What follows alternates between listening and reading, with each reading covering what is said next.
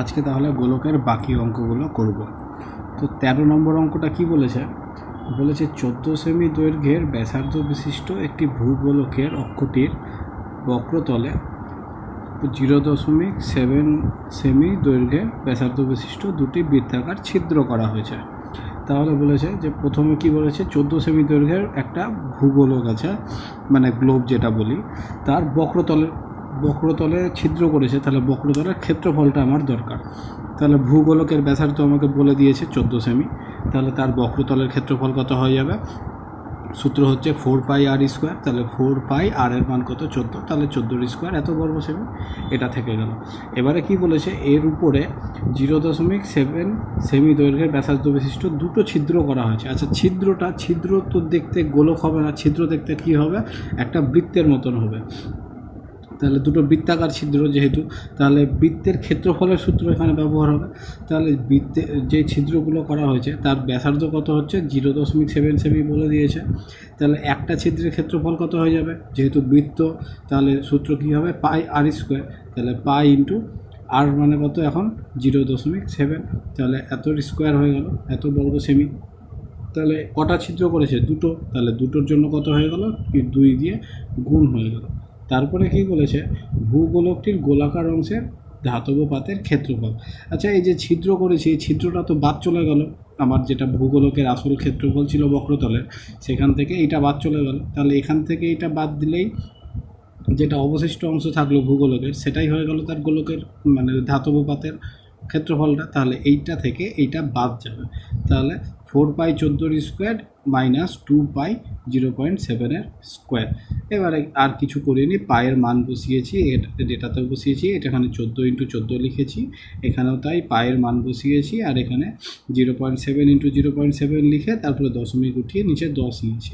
এই কটা কাটাকুটি করে গুণ করে এসছে 2464, আর এটাতে করে এসছে 3.08, মাইনাস করে দিলাম, যেটা এলো সেটাই উত্তর, এত বর্গ সেমি।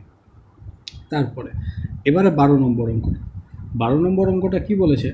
বলেছে একটি ধাতব গোলকের উপরিতল এমনভাবে কেটে নেওয়া হলো যে নতুন গোলকের বক্রতলের ক্ষেত্রফল আগের গোলকের ঠিক অর্ধেক হয়। তো প্রথমে যেটা গোলক বলেছে ধাতব গোলক, তার ব্যাসার্ধ জানি না, ধরে নিলাম আর একক, এটা ধরে নিলাম। তাহলে বক্রতলের ক্ষেত্রফলের দিয়ে বলেছে শর্তটা যে নতুন গোলকের বক্রতলের ক্ষেত্রফল। তাহলে আগে বক্রতলের ক্ষেত্রফলটা বের করে নিলাম, যেটা প্রথম ধাতব গোলক আছে। তাহলে প্রথম ধাতব গোলকের বক্রতলের ক্ষেত্রফল কত হয়ে গেল? 4πr²। আচ্ছা, বলে দিয়েছে নতুন গোলকের বক্রতলের ক্ষেত্রফলটা কত হয়? প্রথম গোলকের যেটা ক্ষেত্রফল তার অর্ধেক হয়। তাহলে নতুন গোলকের বক্রতলের ক্ষেত্রফল কত হয়ে যাবে? এই আগের যেটা 4πr²/2 মানে 2πr² হয়ে গেল। এটা হলো নতুন যেটা গোলক তার বক্রতলের ক্ষেত্রফল। আচ্ছা, নতুন গোলকের ব্যাসার্ধ জানি না। তাহলে নতুন গোলকের ব্যাসার্ধ ধরে নিলাম, আর এর বক্রতলের ক্ষেত্রফল কত হয় আসলে? 4π বড় r² এটা হয় আসলে, কিন্তু এটা আর এটা তো সমান। এটাও নতুন গোলকের বক্রতলের ক্ষেত্রফল, এটাও নতুন গোলকের বক্রতলের ক্ষেত্রফল। তাহলে এটা আর এটা সমান, তাহলে শর্তানুসারে এটা ইকুয়াল টু এটা। তাহলে এখান থেকে r² মানটা কত হয়ে যাবে? 2π ছোট r²/4π। তাহলে 4π কাটাকুটি করে এলো ছোট r²/2। তাহলে দুদিকে রুট ওভার করে দিলে কত পেলাম? বড় আর ইকুয়াল টু ছোট r/√2, এইটা পেলাম। এবারে কি বলেছে?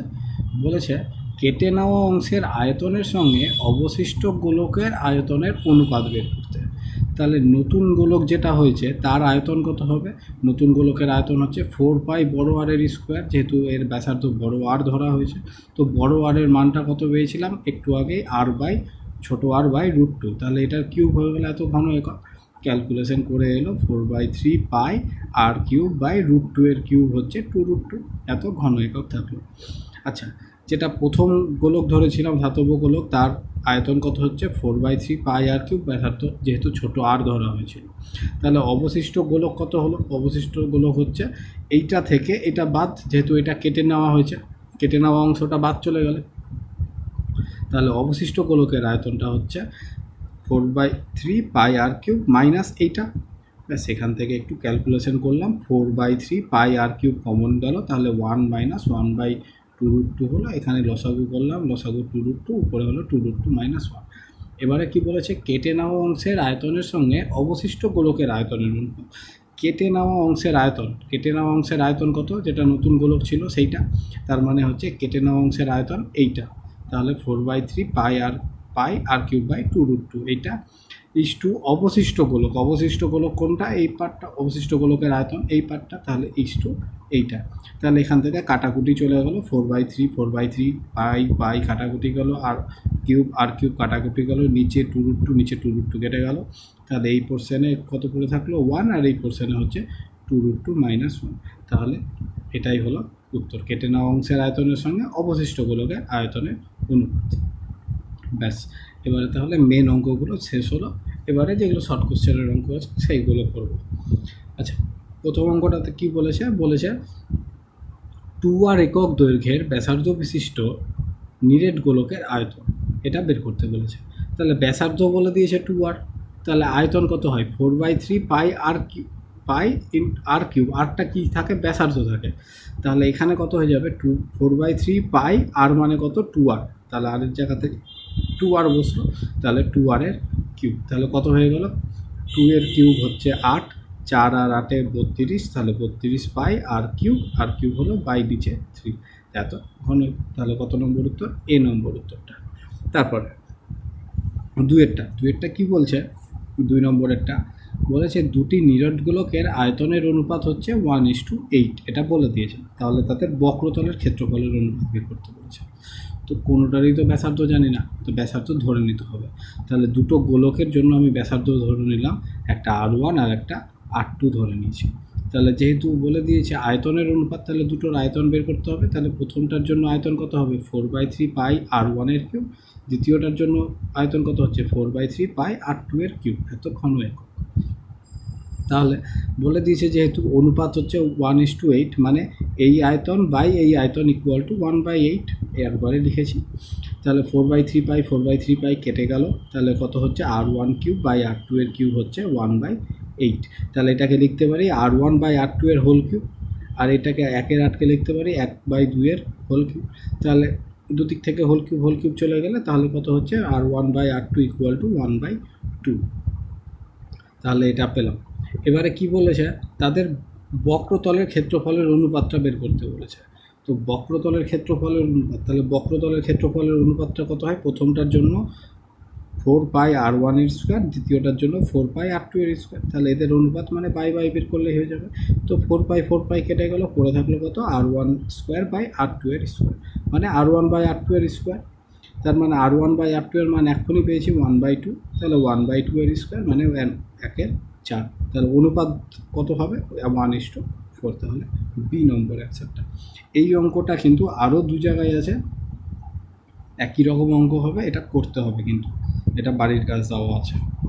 তারপরে 3 নম্বরটা কি বলেছে, 7 সেমি দৈর্ঘ্যের ব্যাসার্ধ বিশিষ্ট একটি নিরেট অর্ধগোলকের সমগ্রতলের ক্ষেত্রফল। তাহলে 7 সেমি ব্যাসার্ধ, তাহলে অর্ধগোলক যেহেতু একটি নিরেট অর্ধগোলক বলা আছে, তাহলে ব্যাসার্ধ বলে দিয়েছে 7 সেমি। তারপরে কি আছে, সমগ্রতলের ক্ষেত্রফল বের করতে বলেছে। তো সমগ্রতলের ক্ষেত্রফলের সূত্র কি হয়, নিরেট অর্ধগোলকের ক্ষেত্রে 3 পাই আর স্কোয়ার, তাহলে এখানে হচ্ছে 3 পাই থেকে গেল, আর হচ্ছে আর এর মান কত 7, তাহলে 7 স্কোয়ার, তাহলে 7 স্কোয়ার হচ্ছে 49 আর 3 গুণ করলে 147, আর পাই তো থেকে গেল, যেহেতু অ্যান্সারে পাই দেওয়া আছে তাই জন্য পাই রেখে দিলাম, তাহলে 147 পাই বর্গ সেমি, তাহলে সি নম্বর উত্তর। তারপরে চারেরটা একই অঙ্ক। চারেরটা কি বলেছে দুটি নিরেট গোলকের বক্রতলের ক্ষেত্রফল 16:9 হলে তাদের আয়তনের অনুপাত। ঠিক আগের অঙ্কটা যেমন করলাম, 2 নম্বর অঙ্কটা এটার মতোই, এখানে উল্টোটা। তাহলে কি আছে, ফার্স্টে কী করতে হবে, তাহলে এখানে আয়তন আমরা আগের অঙ্কে বের করেছিলাম, এখানে বের করবো হচ্ছে বক্রতলের ক্ষেত্রফল। তাহলে এখানে কত হবে 4 পাই R1 স্কোয়ার, এখানে 4 পাই R2 এর স্কোয়ার, তাহলে এখানে বাই করে কত পাবো, এখানে 16/9 পাবো। তাহলে এখান থেকে R1 বাই R2 এর মানটা পেয়ে যাবো, একই রকমভাবে এখানে স্কোয়ার দিয়ে সাজাতে হবে, তাহলে এখানে R1 বাই R2 এর মানটা পেয়ে গেলাম। আচ্ছা, তাহলে কি বলেছিল, আয়তন বের করতে বলছিল যেহেতু, তাহলে আয়তনের অনুপাত, তাহলে এখানে আয়তনের অনুপাত কত হয়ে যাবে, 4/3 পাই R1 এর কিউব, আর নিচে হবে 4/3 পাই R2 এর কিউব। তাহলে 4/3 আর পাই কেটে গিয়ে পড়ে থাকবে R1/R2 এর কিউব পড়ে থাকবে। তাহলে এখানে R1/R2 এর হোল কিউব হয়ে যাবে, দিয়ে R1/R2 এর মানটা বসিয়ে দিলেই কমপ্লিট। এটা বাড়ির কাজ থাকলো। আরেকটা অঙ্ক আছে কীরকম, ওটাও বাড়ির কাজ থাকবে। আচ্ছা, তারপরে 5 নম্বরটা কী হয়েছে, 5 নম্বরটা বলেছে একটি নিরেট গোলকের বক্রতলের ক্ষেত্রফল ও 3 গুণ আয়তনের সাংখ্যমান সমান। তাহলে একটা নিরেট গোলক যেহেতু, তাহলে ব্যাসার্ধ ধরতে হবে, তাহলে ব্যাসার্ধ ধরে নিয়েছি আর একক। তারপরে বক্রতলের ক্ষেত্রফল বলে দিয়েছিল আর আয়তন এটা বের করতে হবে। তাহলে বক্রতলের ক্ষেত্রফল হচ্ছে 4 পাই আর স্কোয়ার, এত বর্গ একক, আয়তন হচ্ছে 4/3 পাই আর কিউব, এটা জানি আমরা।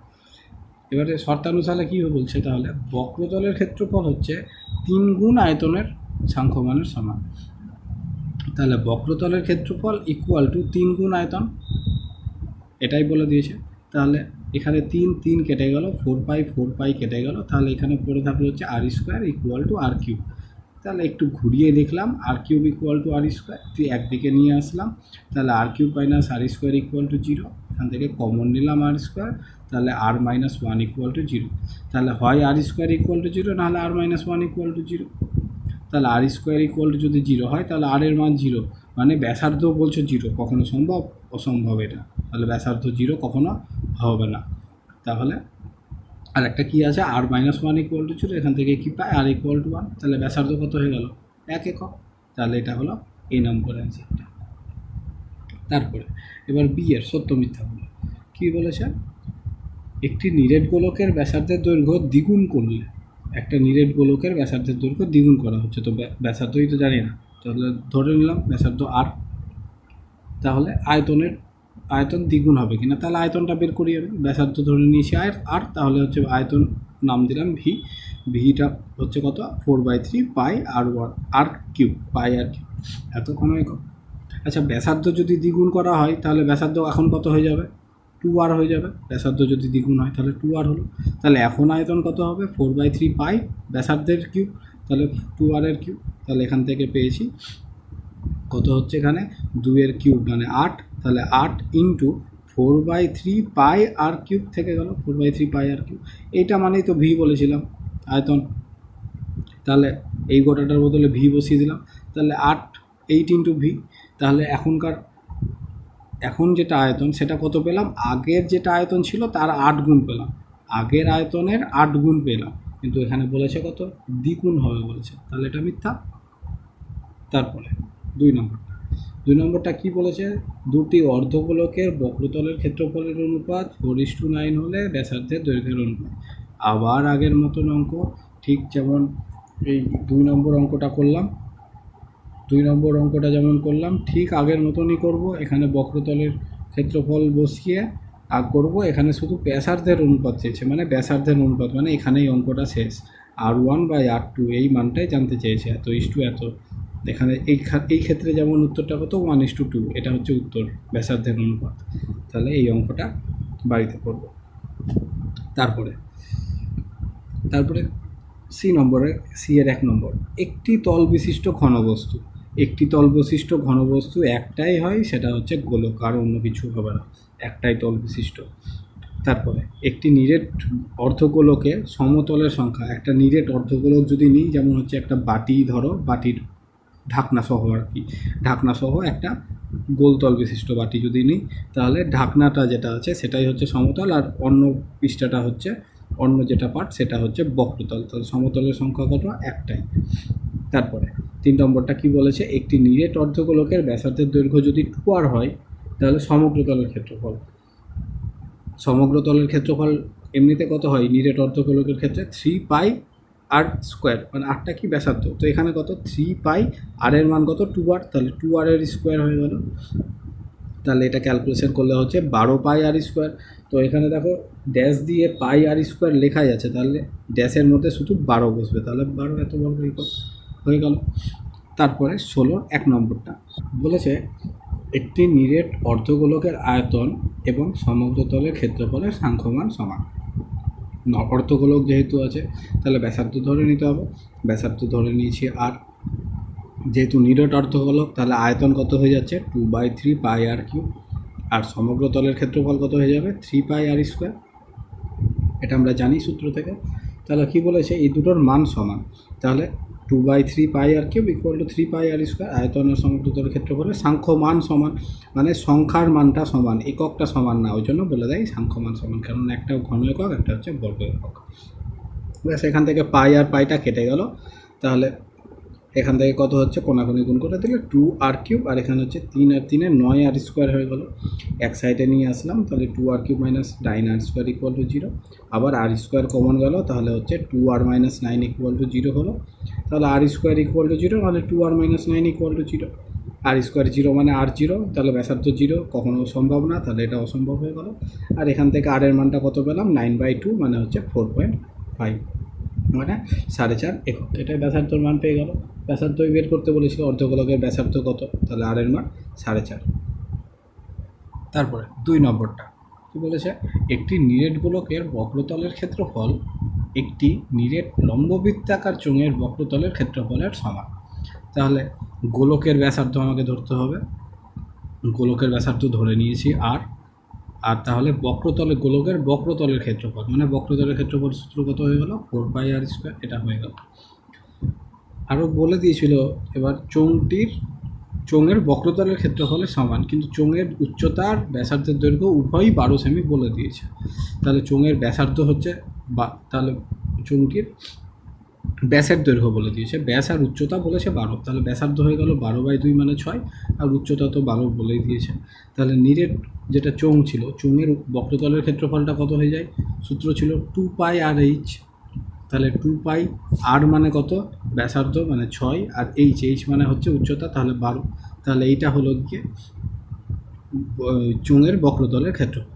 তো কি বলেছিল এই দুটোর মান সমান, গোলকের বক্রতলের ক্ষেত্রফল আর চোঙের বক্রতলের ক্ষেত্রফল, গোলকের বক্রতলের ক্ষেত্রফল 4 পাই আর স্কোয়ার, আর চোঙের বক্রতলের ক্ষেত্রফল এটা, তাহলে এটা ইকুয়াল টু এটা, পাই পাই কেটে গেল, আর 4-এর সাথে 12 কেটে 3 হলো, তাহলে আর স্কোয়ারে থাকলো, আর এখানে হচ্ছে 3 2 6 6 6 36, তাহলে আর স্কোয়ারের মান কত পেলাম 36, তাহলে আর এর মান কত 6। গোলকটির ব্যাসার্ধের দৈর্ঘ্য বের করতে বলেছিল, তো গোলকটির ব্যাস কত ধরেছিলাম আর, তাহলে আর এর মান 6 পেয়ে গেল। তারপরে 3 নম্বরটা কি বলেছে, একটি নিরেট অর্ধগোলকের সমগ্র তলের ক্ষেত্রফল এবং একটি নিরেট গোলকের বক্রতলের ক্ষেত্রফল সমান। তাহলে নিরেট যেটা অর্ধগোলক আছে তার ব্যাসার্ধ ধরে নিলাম ছোটো আর একটা নিরেট যেটা গোলক আছে গোলকটার ব্যাসার্ধ ধরে নিলাম বড় আর। তাহলে এবারে কি বলেছিল, অর্ধগোলকটির সমগ্র তলের ক্ষেত্রফল, তাহলে অর্ধগোলকটির সমগ্র তলের ক্ষেত্রফল কত হয়ে যাবে 3 পাই, অর্ধগোলকের জন্য আর ধরেছি তাহলে আর স্কোয়ার।